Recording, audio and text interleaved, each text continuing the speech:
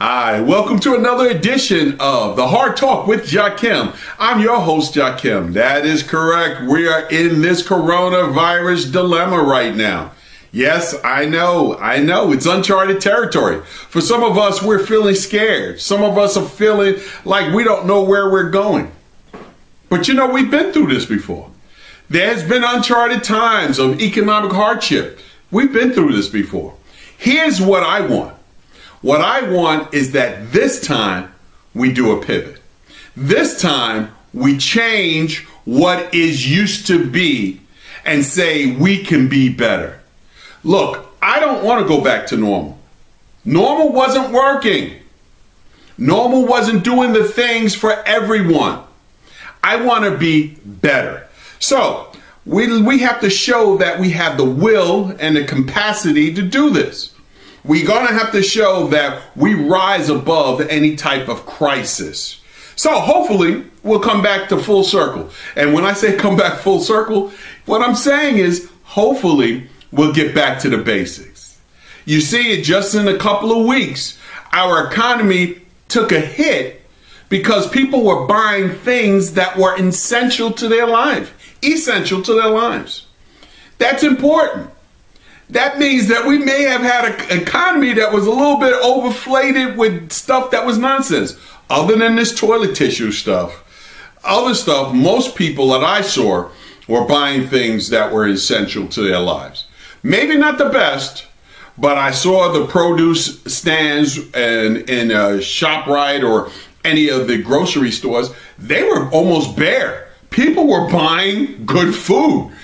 And maybe if there's a silver lining in any of this, maybe that will be that we can go back to basics and start taking care of our people. Now, in some somber note, I have to tell you, if you've been following me on Facebook at Jakim Muhammad, or you've been following The Hard Talk, you know that my uncle in New York had died. And he was told to us, that he had COVID-19.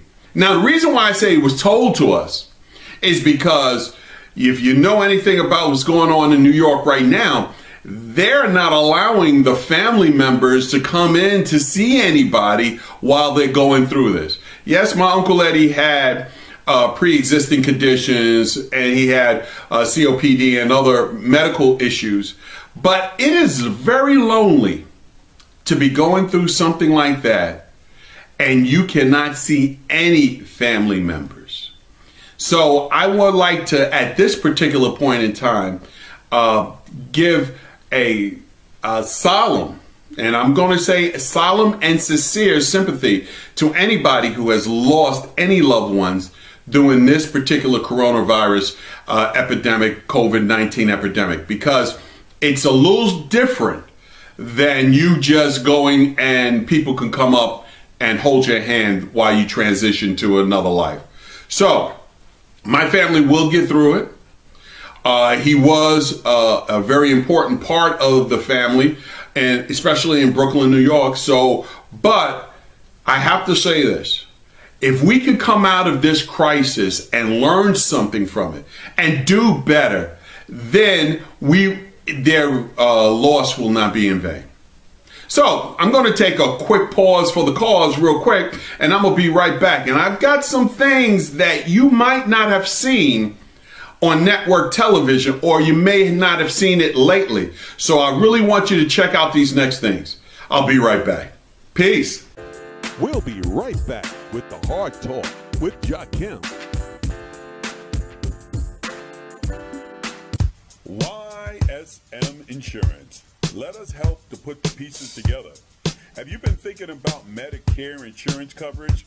Life is full of important decisions, but you don't have to make this one alone. YSM Insurance. We would be happy to meet with you one-on-one to discuss your needs. Please contact us at 302-229-6376. YSM Insurance for your Medicare options. We are Kamaj Entertainment and Fitness. So today I'm here with my man Keon, my man Nudie. Y'all know them. Y'all see them all over. They doing big things in Wilmington, man. Give them a shout out, man, for them J-Pops. Oh, thank you. Summer J-Pops, as you know it is, we're the first all-natural, certified vegan, gluten-free, dairy-free, kosher-friendly ice pop company. We're building healthy communities. It starts with you, and we're doing it statewide. Let's make it pop. All right, Nudie, go ahead, baby. Oh man, I'm here to support my guy, man, Summer J Pops, man. It's the only pop that you need to be popping. That's it. Now, back to the hard talk with Jakim. Warning about the need for social distancing. Bus driver Jason Hargrove on Facebook saying one of his passengers couldn't stop coughing. For you to get on the bus and stand on the bus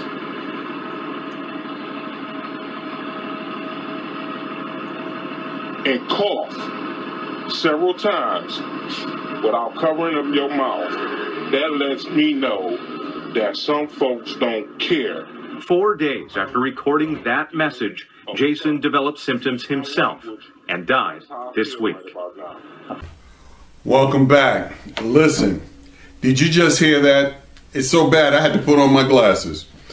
A Detroit bus driver dying 4 days after he posted that, Mr. Jason Hargrove.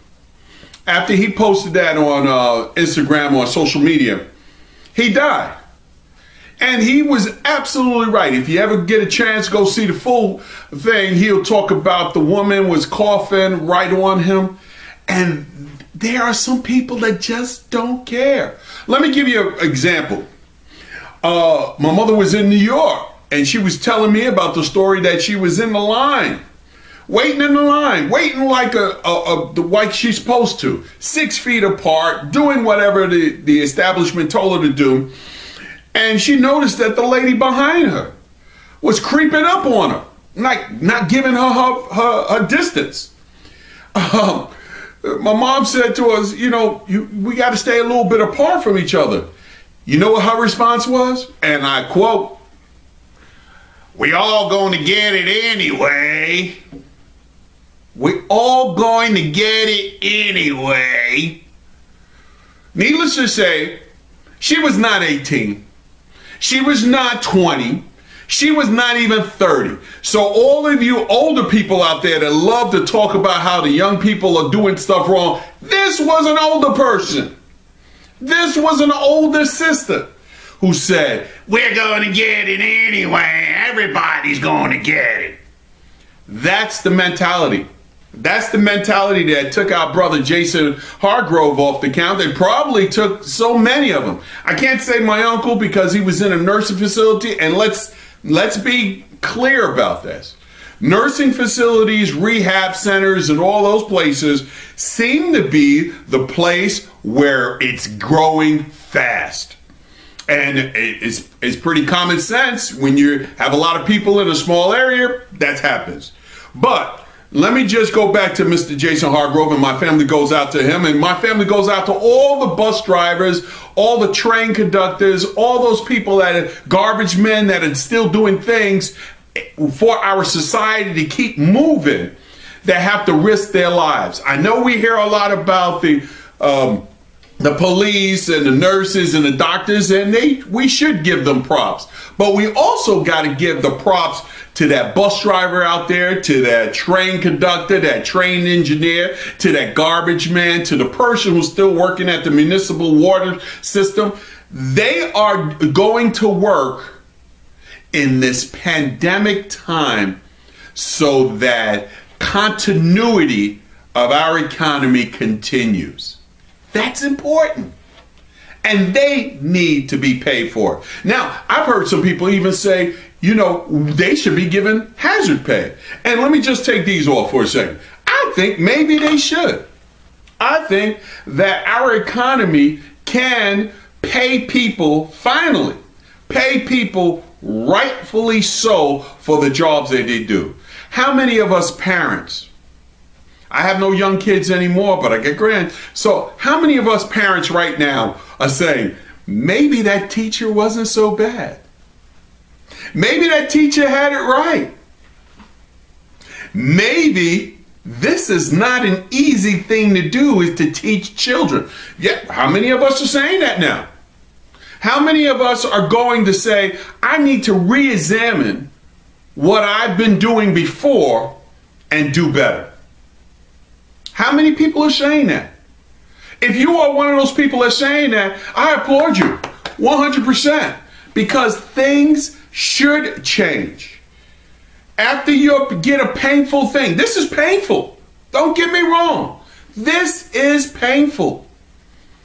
Uncertainty on how you're going to pay your bills. Uncertainty on how are you going to pay the rent, the mortgage, your health insurance. Oh, Lord knows, we're not even going to talk about health insurance right now, because that would be saying, oh no, don't politicize it. Well, it's been politicized. In fact, I'm going to show you how bad it's been politicized. $350 billion our president and the White House staff announced the other week, and for small businesses. Sounds great. Sounds fantastic, don't it? Let me give you this. It's a first come, first served basis. So we have now gotten into a Hunger Games situation. This is now the TV show Survivor. Look, we got $350 billion. If you ain't the first one on it and you don't get accepted, there ain't gonna be no money for you. That's a Survivor Hunger Games situation. We've got to do better. I was hoping that this pivot can pivot us to feel good and do good by our fellow men. Let's make sure this happens. Hey, check this out. If you don't believe me, check out what MSNBC says right now. Twitter, there is complete Twitter rage against Bank America and some others from small business owners saying, I'm getting denied. It's not going through. Now, there's a couple things we have to clarify. Steve Mnuchin said it mistakenly yesterday. Marco Rubio said it today. You can pick up the phone and call any FDI insured bank. That's really not the case. Know your customer, KYC, is a huge regulatory issue for banks. They have huge anti-money laundering regulations. They cannot put themselves in a position where 2 years from now, regulators come knocking on their door, and that is how banking regulation works, and says, I want to go through every single loan you processed in the last 2 years and tell me why you passed this, who is this customer? And at the same time, if they don't do all of their due diligence, the Treasury can say in a few months, we're not going to pay you off on this. This wasn't a good loan. So right now, as of this morning, they are taking tens of thousands, collectively millions of requests. So both from their compliance departments, they're prioritizing, here are the requests we can process the quickest because we know who these counterparts are. They have existing loans with us. We've done business with them currently or in the past. And that's sort of how the pecking order is going to go. And one of the problems with that is, what if you're a really small business that doesn't bank with anybody? What if you don't have a big payroll system? Right? Then what? And a thing that I'm the most concerned about, Katie, and this is a really important issue. When they first wrote this, the requirement was your business needed to be down in revenue at least 50% from where it was last year. So that would exactly go after all the businesses that you and I are talking about, restaurants, gyms, nail salons. But when they actually put it in place, they changed the language to say, really anybody who's been impacted negatively by Corona. So do you know what that means? That means any business under 500 people. I'm talking law firms, insurance companies, money managers, hedge funds. Anyone can go and apply for this. I'm not saying they're going to be approved, but I can assure you, those sophisticated businesses have tax preparers and consultants who know exactly how to apply for something like this. And at $350 billion, that's the total. This thing is first come, first serve. So there is a big concern that some that need it the most, who might not have the existing banking relationships, aren't going to get through.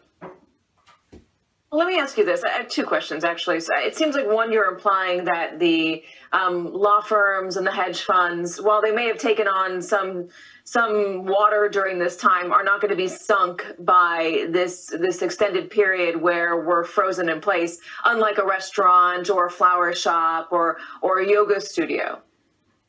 Absolutely.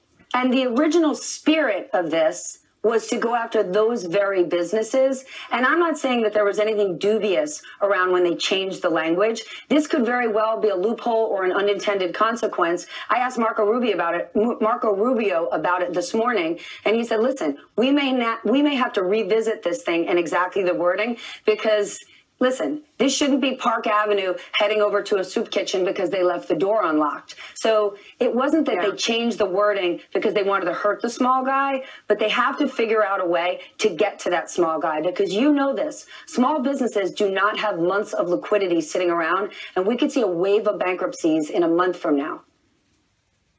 And they're also not sure that when they reopen that people will be coming back to their business, either people that don't have enough money to go shopping again or people that might be afraid of sitting in a room with crowds. Secondly, Stephanie, I thought the SBA was taking on the risk for a lot of these loans. There wasn't going to be that much paperwork. You just needed to say that you were experiencing loss. You're telling me that's not the case?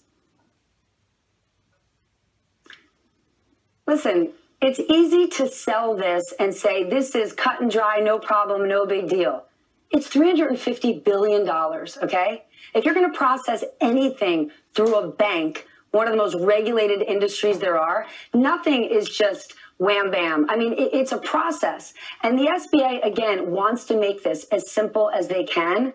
But the SBA processed $28 billion worth of loans, and they did it over the course of a year. We're talking about $350 billion over a week with completely different rules. And the biggest banks, or any of the banks, excuse me, didn't even get the guidelines until 7 o'clock last night.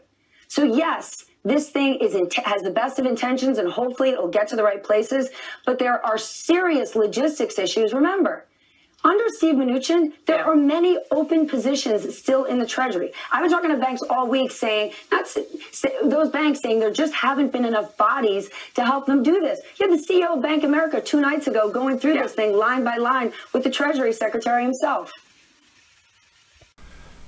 Wow. Did you see that? Yes. Just like I said, it's going to be a Hunger Game. So if you're a small business, a real legitimate small business with 50 employees or less, you have got to get on this really quickly, because I don't know if the other people are going to get on it that's like really not small. You know, the lawyers, doctors, tax, you know, just like the commentator said, this is, to me, a real Hunger Game. Let me move on real quick, because I can go all day for that. But let me just say this. The irony of this pandemic is that why does it take a crisis, a lot of pain, for us to think about changing our behaviors? I know the answer to it, and you know the answer to it. It's just the way we do. We've got to get out of that. We got to, like the young people might say, we might have to transition out of that BS, because that's bad. You know, we've been saying this for a long time. I'm and other bell ringers have been saying this for a long time. Things were not okay. They were not okay before the coronavirus. They were not okay before COVID-19. They were not okay before World War II, World War III, or World War I, or whatever. We didn't get World War III. But the president is saying it like we're at a war. We're at war, so. But things were not okay. But yet, a lot of us were walking around like, don't rock the boat. Let's stay with the status quo. Well, staying with the status quo is exactly how we got here. It's exactly how we got here, where we don't have enough PPEs for medical staff. I get it. I don't even understand how we don't have enough masks for medical staff in hospitals, how we don't produce enough gloves and gowns for medical staff. How did we get here? Penny pinching the wrong way, cutting staff, cutting materials, but not cutting the salary of these do-nothing administrators. That's how we got here. Let there be no mistake about it. If you heard it first from Jakim on the Hard Talk, and that's what we do, we don't sugarcoat anything. This is the Hard Talk for a reason. I'm like your uncle who used to be able to tell you The real deal. Your parents might have glossed over it, but you know that uncle that you had in your family that said, listen, this is how life really is. That's what I'm doing. I'm ringing the bell for you so that you can change your behavior. Me ringing the bell, me giving you the hard talk, me not sugarcoating, me saying don't sweet talk it, is an act of mercy. That's what it is. I'm telling you that so that you don't have to go through this. And that's where we're at right now. Look, there are so many things this pandemic has exposed. Number one thing it has exposed love. Let's be honest. You have seen some love. Now, I know the media do some of it, and I know you. But in my own area, in the village of Dunleith, I've seen acts of love. On the Route 9 corridor here in Delaware, acts of love. Also in Brooklyn, New York, I've seen acts of love. But let me just say that love is the number one thing that I see come from here. And let's go to the flip side of that. Boom, boom. The second thing this virus has exposed is America's sickness for selfishness. Whoa! I saw that on a post one time and I said, man, that is absolutely right. America's sickness for selfishness. Yes, I seen it at the grocery store. Yes, when I had to go out. Believe me, I'm not trying to go out there like that, but I don't like the idea of lockdowns and so much, but for good reasons, yes. But let me just say this. I've seen the selfishness. You've seen it too. You've seen it in your own neighborhoods. I don't care where you're at. You could be in Michigan right now. You could be in Las Vegas, Nevada. You've seen it. That's the one thing that is. And let me tell you something else too. Because this is a virus, because we're going through the coronavirus right now, because we're going through this pandemic, racism has not taken a day off. Believe me, it hasn't. I've seen that too. And that all goes back to America's sickness of selfishness. That is exactly what I'm talking about. How do we not have enough stuff for PPEs? We don't even have enough stuff in the United States aircraft carrier. That's terrible, man. What are we spending our money on? What is the leadership spending the money on? I want y'all to check this out. Our economy has taken a hit. And the economy has taken a hit because we're not going to the movies. We're not buying the clothes that we don't need. We're not going to see all these poo-poo movies that we don't need to see. We're not doing all those things. Some of us are not feeling good because of that. Some of us have gotten addicted to that. Have got addicted to what we call the non-essentials of life. Compassion, love, gratitude. The non-essentials were buying, gathering, acquiring, not sharing. The essentials are definitely hasn't changed. Nothing has changed. Even though we're in a pandemic, nothing has changed. We want people of integrity. We want people of gratitude. We want people who show compassion. We want people who will tell, not sweet talk everything to you. Not lie to you. Lying is not the American way. It has been America's way from the beginning of time since we created this country. But it's not what I consider the American way. So I'm going to end this with this. We need this pivot. Oh boy, do we need it. We need this pivot more than you think we did. I bet you 90% of us didn't think 2020 was going to shape out and pan out this way. But it has.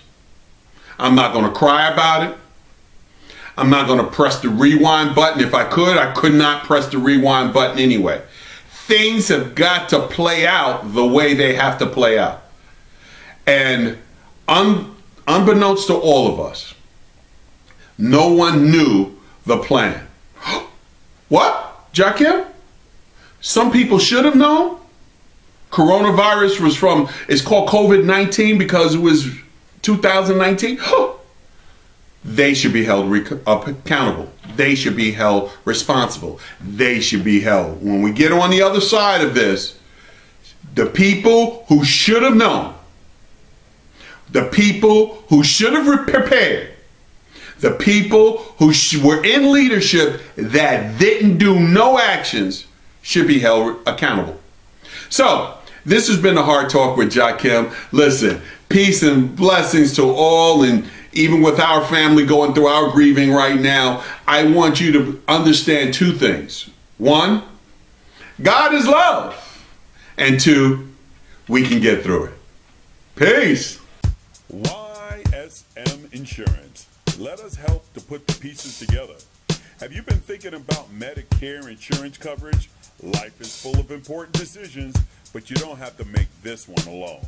YSM Insurance. We would be happy to meet with you one-on-one to discuss your needs. Please contact us at 302-229-6376. YSM Insurance for your Medicare options.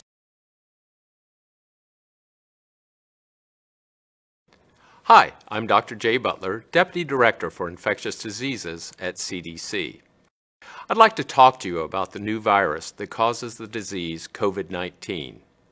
Older adults and people who have severe chronic medical conditions like heart, lung, or kidney disease or diabetes may be at higher risk for severe illness from COVID-19. If you are one of the people at increased risk for serious COVID-19 illness, it's especially important for you to take action to reduce the risk of getting COVID-19 now. The first thing you can do is take care of your own health. Wash your hands often with soap and water for at least 20 seconds. Use an alcohol-based hand sanitizer with at least 60% alcohol if soap and water are not available. Cover your coughs or sneezes with a tissue, or cough or sneeze into your elbow, not your hands. Avoid contact with people who are sick. Clean and disinfect surfaces in your home, such as counters, tabletops, and doorknobs to remove germs. Use household cleaning sprays or wipes according to the label instructions. The next thing you can do is make a plan for what to do if you do get sick. Know who will take care of you if your caregiver gets sick. Talk to your healthcare provider about getting extra necessary medications to have on hand. Get enough supplies too, including enough household items and groceries so you can stay home for a few weeks if you have to. The third thing you can do is pay attention to what's happening locally. If COVID-19 is spreading in your community, stay home as much as possible and avoid crowds. If you get sick with fever, cough, or shortness of breath, call your healthcare provider. If you develop warning signs, such as difficulty breathing, persistent pain or pressure in your chest, confusion, or blueness of the lips or face, these may be signs of serious illness. Call 911. For more information and the latest resources, please visit cdc.gov/COVID-19 or call 1-800-CDC-INFO. That's 1-800-232-4636.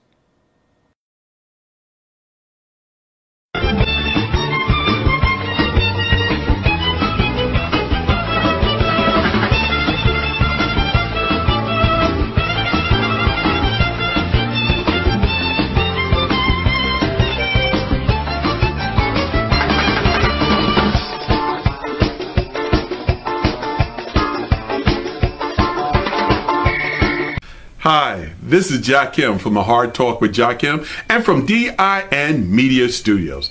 Listen, from time to time you see us commentary on things that's happening on the news or things that we get off the internet or any of that stuff. We want to be able to use that information. So we use the United States Code 17, which is the Copyrights Act, which gives for fair use. We use it for teaching. We use it for commentary. We use it for stuff that is going to get news reporting to the people. So y'all be safe, y'all be blessed, and I'll see you on the other side. This has been a DIN Media Studios production.